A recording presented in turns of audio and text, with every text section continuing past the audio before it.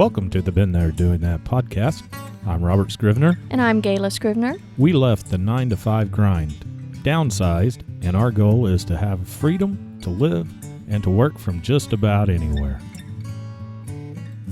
Welcome to episode number 4 of the Been There Doing That podcast. What are we talking about today? Hey, we're going to talk about when we very first started out as full-time RVers and what it took, some of the basic things that you have to consider when you don't have a foundation, but you have a house on wheels. Residency. Yeah, that was the first thing. That's a rough one. That's a rough one. Mailing address. Mm-hmm. And bank accounts. Yep. Those are three rough ones to establish. Well, absolutely. When we first went to consider full-time living in our RV, I know you did a lot of research because, of course, there's other people that do this. We're not the only ones. But you have to have some sort of state residency. And you did some research. Do you remember? I know it's been a little while ago. You've slept since then. But there were some states that it was better or more friendlier for full-time RVers than other states. Texas was one. South Dakota, Florida, and I want to say Montana, but I ain't for sure on that one. Mm-hmm. Now, South Dakota... Used to be, if you spend one night there, you can apply for residency. I don't know if it still is or not. Huh. Well, and do you know why Texas? Or is that was just listed? It was just listed amongst the others. Mm-hmm. Well, Florida was one of them. Mm-hmm. And we are already residents of Florida. That made it easy. That made it easier. I think that one of the reasons why Florida is a full-time RV friendly state is that there's no state income tax. Mm-hmm. And you don't have to get license, or what is that vehicle? It's something with the registration of the vehicles. Inspections. Okay. Yeah, I think you can vehicle inspections down there. I think you could get everything renewed online, and that was a big deal.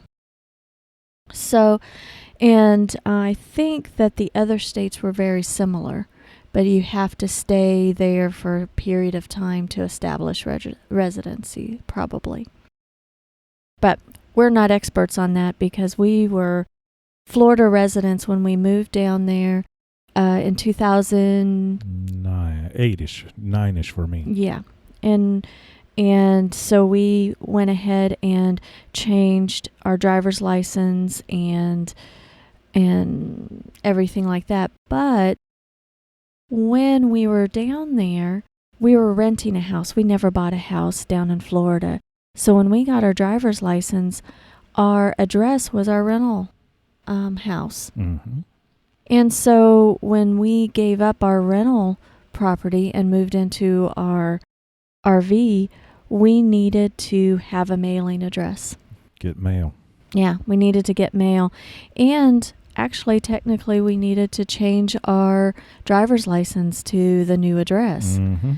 And so what we did was, well, there's many places that have little P.O. boxes, but places like UPS stores that you can rent out a mailbox, but also have a street box number, so they can accept things like FedEx packages and sign for packages for you.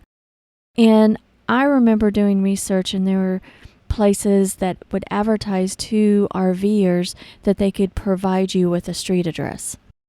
And so down in St. Petersburg, we had established a UPS store box, and we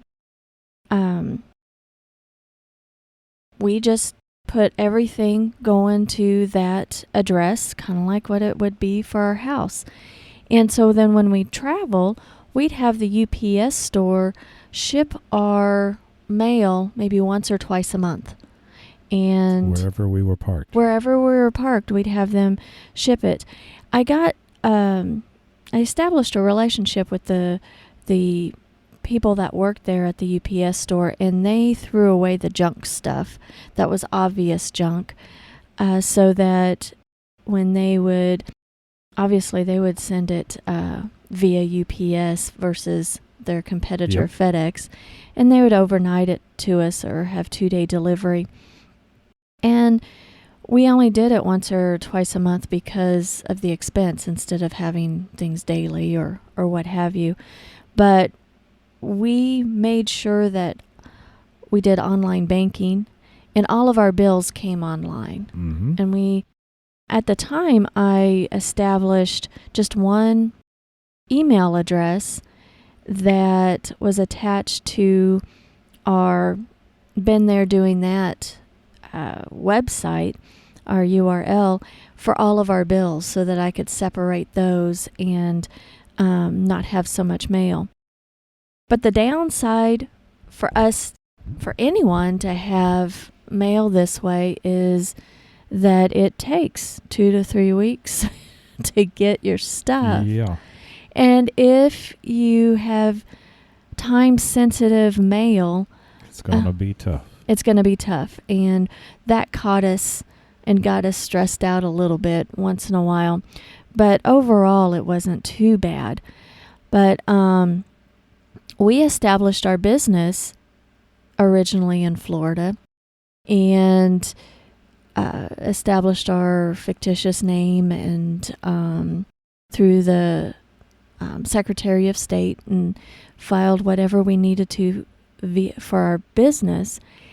And so our business mail came that way too, which had its disadvantages for being slower than normal. They say snail mail, but that was really snail mail. Yeah. But that was our process. And then bank accounts. We had our bank accounts already established, but when we tried to change our address to our UPS store, they didn't find that. They said that's not a valid address, and we had gotten obstacles. Now, I don't know if there's anybody out there that does full-time RV and travels full-time, that if they had obstacles or not, but from the banks that we had established business with, they had told us since 9/11 and the passing of, I believe, the Patriot Act, that they must verify addresses much more closely. And so I was a little stressed out when we were trying to get our bank account straight, because we do own a house in Missouri, but that's rental property, so I definitely didn't want to use that address. No. I really wanted to use our UPS store address, but they wouldn't let me, because when they verified it, they said that was a place of business and was a mailbox place. Yeah. It wasn't like a business that they could verify that was our residency. So you really have to have either close friends or family that you can use their address for. So that's what we did for a period of time. And to me, it wasn't like we were doing anything wrong, but it always felt like people thought we were up to something. What did you think? Yeah. So we started out in Florida, and we traveled for a few years on our Florida residency. And one of the biggest things that anyone that's going full time needs to recognize with whatever residency is that you need to be available. If they call you for jury duty, you need to be available to hightail it back. Wherever that may be, your residency. Yeah. State of residency. Yeah, we had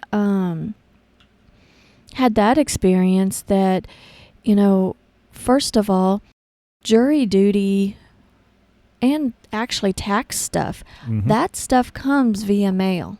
So when your process is you only get your mail, your snail mail, once or twice a month, then some of that is time sensitive. So if you have jury duty and by the time you get it, they want you there tomorrow, Yeah. and you're clear across the country, that freaks you out a little bit. Yes, it does. So you have to plan ahead for that because and we were able to postpone that, but they don't like to postpone more than once, and so you need to make arrangements and drop everything and fly down there, or what? My best advice is find a residency that you're going to go back to often. Yes. Because we had decided a few years ago that we would take less trips to Florida. So it got further and further between our repeat trips to Florida, and now we've seen so much of Florida that it doesn't really interest us to go back often. Yeah. Most of our family is in Missouri, so it makes sense to be around this area. Yeah, a few years ago, about 4 years ago, wasn't it? We decided to... 2012. Okay, 2012. We migrated back to Missouri and to be around family, to establish our business a little bit more. And quite frankly... October 2012. You remember dates very well. And what we had decided was it was time, since we didn't want to drive the 38-foot RV as much. I think we were kind of tired of that. We would rather travel on smaller roads and curvier roads and roads less traveled. Roads less traveled, a little bit of off-roading like we did a couple weeks ago. I guess it hasn't been that long, just last week. And so we wanted to travel in the small space. So we instead parked our RV, well, not for the first year, we were more in Springfield. And then now we're parked on family property in the country, and that's kind of our getaway. It's our base. It's our home base. And so we established our residency, since this is where we come back to. That's where our daughter is, our parents are. And so we know anytime friends or family needs us, we're going to come back to Missouri. We can be there in an hour and a half. Besides, in the small vehicle, and we have 3 wiener dogs, and so we don't travel with them much with the car. And thank goodness my mother loves those 3 wiener dogs, because she likes to the grand dogs. Yes, she'll babysit them for when we're gone. Extended amount of time. Yep. So we had changed our business and our personal life all to Missouri residency. We got our driver's license, our business license, everything that we needed to do in Missouri. Downside is that Missouri has the vehicle inspections. Yep, vehicle inspections and state income tax. But oh well, it comes with the territory. It does. And this is where we will always come back to. And so I think for everyone that is considering traveling full time, have your home base to where you know that you'll be coming back too often. I wouldn't worry about having a Florida or South Dakota or Texas or even Montana unless you know that you're going to be there for a period of time at least once a year. So that was our biggest lesson, is the stress came when we knew we weren't going to be traveling to Florida as often. What do you think, Robert? Yes. Well, this is kind of a short episode this week. We just wanted to tell you our experiences on the 3 things that you need to consider when working out of your work from anywhere home and Living anywhere lifestyle. and living anywhere. Almost anywhere. Almost, yeah. At least our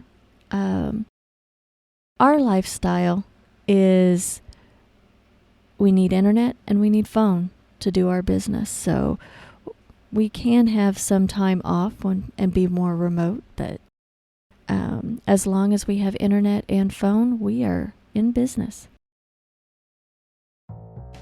So thanks for tuning in. Yes. It's been a fun, exciting one. So residency, mailing address, and bank accounts. Stay tuned for episode number 5. It's going to be a doozy. It will. We'd love for you to... What do you call that? We call it subscribe. Yes, thank you. We'd love for you to subscribe on iTunes or Stitcher or even Google Play. Check us out on BeenThereDoingThat.com. We'll catch you all later.